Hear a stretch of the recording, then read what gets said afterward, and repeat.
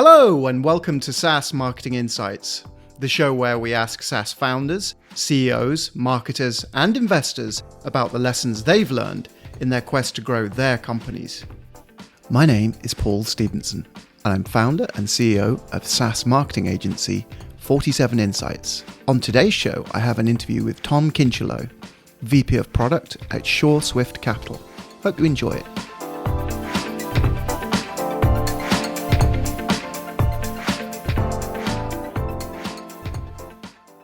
Tom Kincheloe, Head of Product at SureSwift Capital. Welcome to SaaS Marketing Insights. Thank you very much, Paul. Did I get all of that right? Yeah, you nailed it. It's been butchered quite a few times in the past, so well done. So you have a history of helping SaaS businesses grow, going back a number of years now. So I'm keen to understand a little bit more about what SureSwift does, and how your role there reflects on what you've been doing in the past, and all the great experience you've got in marketing and growth with SaaS businesses. So let's start off with SureSwift. For those who don't know, how do you describe what you guys do? Yeah, the way I would describe it is we're a startup that purchases and then manages the existing teams of the products that we purchase. So we're much more of a software SaaS product ourselves than people might think when they see the term private equity kind of tied into it. So what we do is we acquire profitable businesses. Excuse me. The majority of them are in the SaaS space. However, we also have an ed tech and content portfolio to comprise our 31 properties. So yeah, our team is very much composed of developers, customer happiness specialists, skill specialists. Of course, we have HR and finance components, but we're much more like a software company than I think many people probably appreciate. And largely, most of the team are also entrepreneurs. So they're very much familiar with the bootstrap mindset and comfortable working in that kind of accountable environment that we've inherited from the founders we've acquired from. Hopefully that makes sense. Yeah, I think it does. And so you've got a portfolio of 31 companies, of which the majority are SaaS? Yeah, I want to say, don't quote me on this, I want to say 14 SaaS products. We have a bunch of smaller content sites and 3 or 4 education portfolio products. So yeah, it's a good chunk. It's a sizable portion of our business. Sure. And so describe, tell me a bit more about your role within SureSwift and what you do, because that's a lot of product. Yeah, so I actually entered the SureSwift team through an acquisition. I was the head of growth for a property called MailParser, and also collaborated on DocParser, which was the sister product. Those were founded by Moritz Dassinger, who is a German developer based out of Paris, France. So I worked with Moritz on those products, and when SureSwift acquired MailParser, I stayed on as the head of growth, and eventually just kind of grew my presence out to other products in the portfolio, because that specific property had really solid results. So we just kind of rolled the blueprint over to other properties and started coming up with better checks and balances in areas we could improve based on the opportunity to look down on the portfolio and see areas that may not be as optimized as they should be. So I went from being a product manager or head of growth on one product to 2 to 3 to 5, and then started kind of running out of hours in the day, and started promoting from within some of the key players that I really counted on to make those products as successful as they were. And so very much upward mobility with the existing teams, and good hires allowed us to kind of like backfill the pipeline with talent. And so that's what we've done. So now I oversee the content portfolio, the education portfolio, and the SaaS portfolio, but I have really fantastic people in each of those that are basically senior product managers. Some of them are founders of our portfolio products that we've acquired that wanted to stay on afterwards. So it's a really phenomenal talent pool to get to work with and to collaborate with. Oh, that sounds like a really good setup. So, having worked in a number of different SaaS businesses and been responsible for growth, and now with this portfolio of a substantial number of SaaS businesses within that, you must have seen over the years some patterns, some common mistakes that maybe bootstrap founders make, or businesses, situations they get themselves into, with respect to marketing. Yeah, it's interesting. I mean, you see 30 businesses and, a lot of times that's 30 founders, and they all approach to different, their analytics accounts are set up different. They all use different software to compose their working stack. There's some that, are more preference based, and there's some that are, arguably more solid products. But at the end of the day, the thing for me that jumps out is actually understanding where your people come from, understanding of those people that are coming into your site, who's converting and not, who's sucking your support team dry, who's actually turning into a paid customer, and what's the lifetime value of that customer. And then reverse engineering, once you've profiled the clients that are the ones that are the most meaningful to your bottom line, and start your content strategy to attract more of those folks, to have your customer happiness team approach onboarding different, while the folks now turn into these lifetime clients so that they get set up properly. And so it's kind of, because there's so much diversity in all the products, even though they're software as a service, there's not like just one, you have to do this kind of aha, but it is that there's some things you can almost always be doing better. And I would consider myself to be a salesman first and foremost. Like, that's how I got into SaaS. I was pounding the phones, selling $400 a month plans, 80 calls a day. And I did really well with it. But the biggest problem for me was the fulfillment of the product to the customer and meeting the expectations. And so it's really about listening to the customer, what they want, finding the ones that we should be targeting and going after. And if you want to stratify that into, SMBs and certain disciplines within, small to medium-sized businesses or technology companies, like really identifying who it is, but starting out like casting a wide net and then reeling it back and targeting until you've tapped it out, and then growing it incrementally on the ones that are the next biggest target, and continually updating your content strategy to purge or maximize the content that you have that's maybe underperforming. Yeah, I could go on, and I'm probably sound a bit random the way I'm talking about it, because there is a lot of changing of context working on a property like this and then this and like this. But fortunately, I have a really superb team that identifies a lot of that from the front lines, whether it's devs, whether it's support, whether a marketing specialist. It bubbles up. We just a minute. So even with the the B2B SaaS products you have in your portfolio, there isn't really this one playbook that one playbook to rule them all, one approach that you take, or maybe there are certain common elements. I was just wondering, how you deal with standardized reporting across all of those, in terms of growth reporting and what's happening with marketing. Yeah, so that's a good point. When the opportunity is there to standardize tool sets and platforms and things like that, we do so.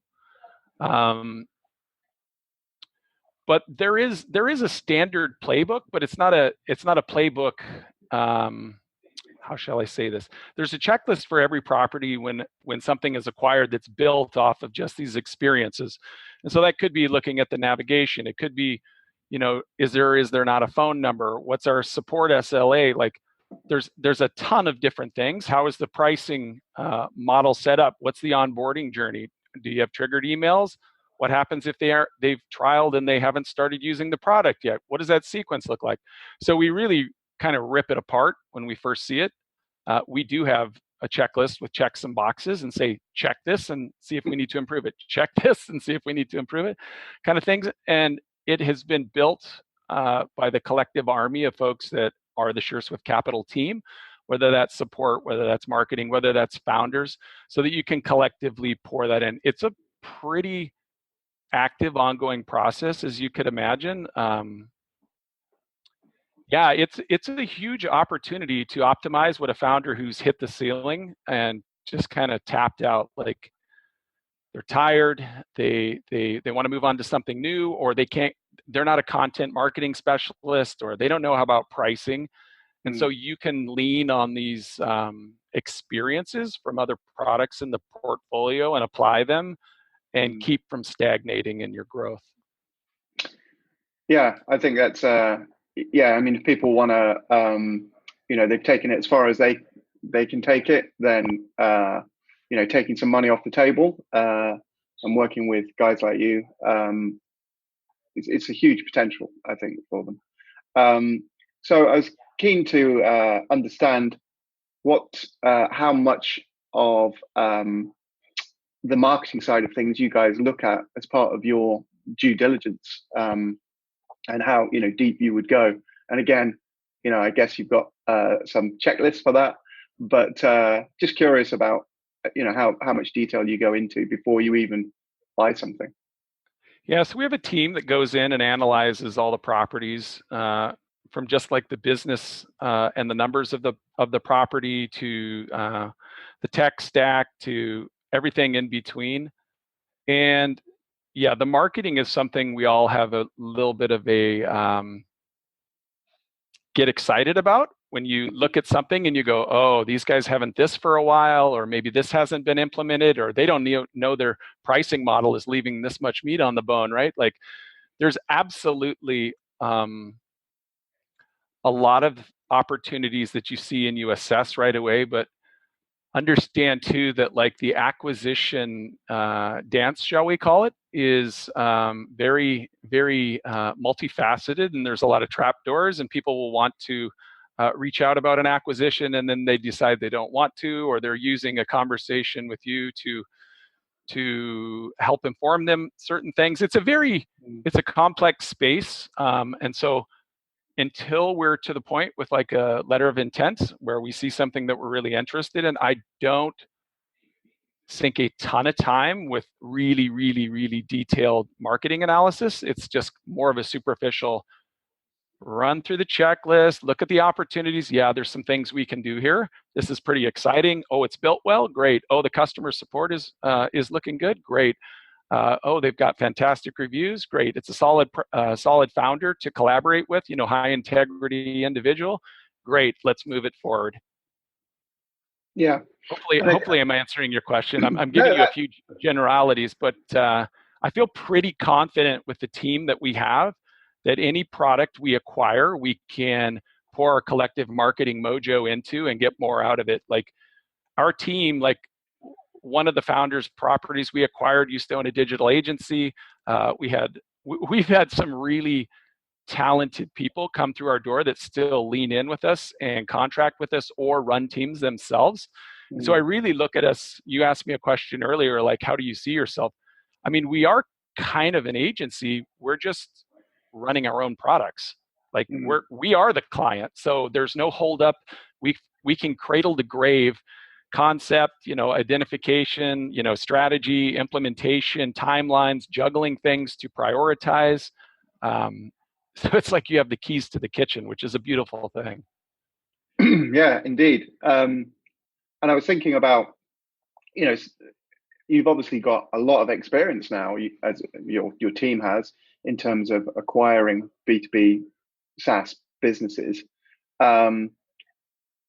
obviously, SaaS all sounds the same to people, or B2B SaaS sounds the same, but there's just a myriad of different categories and sectors, verticals. For example, we know in MarTech there's 7,000 products alone.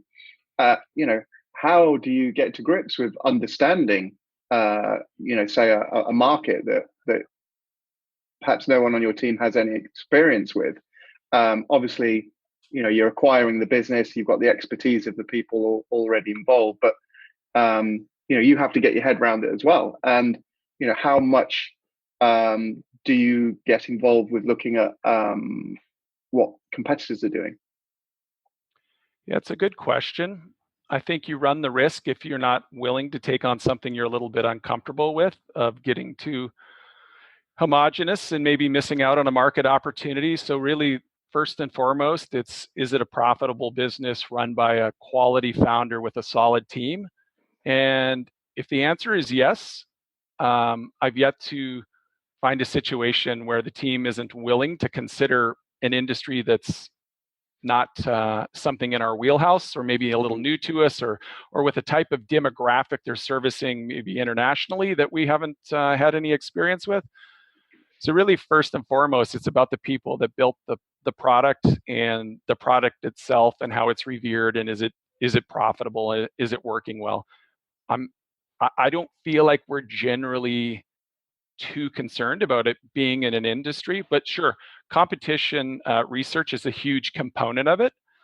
You look at the competition and see, like, is this a invest and grow property, or is this a keep it on the road and run it as long as you can with really solid margin? Like, there's different reasons to acquire different types of businesses.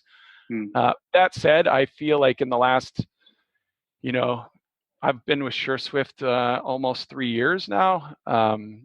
In that time, I've seen the evolution of our acquisition strategy evolve to the point where, like, I wouldn't have even recognized it 3 years ago, in regards to the processes we have in place, the transition guide that we built, the individual role players that lean in and give their perspective on the product, that help us onboard A properties instead of D properties, and then find out 90 days after acquisition that we're in real trouble. That isn't something that I feel is in our headlights anymore, because of the improvements we've done through process. So a lot of it is process, checklist, checks and balances. Yeah. So we were just talking earlier before we started recording, and you're telling me that you're currently in Portugal, or you're based in Portugal now. So is SureSwift fully remote team, or is there a central office? How do you guys operate and communicate? Because obviously you're a really tight team doing some fantastic work, and just wondering how you run that. Yeah, great question. So our founders were based out of Victoria. One of them has since relocated in Minneapolis, St. Paul. So we have a little, shall we call it a micro team there, where we have some finance and some other talent that collaborates. We have some interns that come through a local university that does some work for us. So that's probably our biggest grouping of talent, with maybe 5-6 people there, and we have 3 or 4 in Chicago, and a handful in the metro New York, New Jersey area. But yeah, I haven't looked for an exact count, but somewhere in the 75 to 85 people that we have. I want to say last time I checked, it was in 10 countries, 14 different time zones.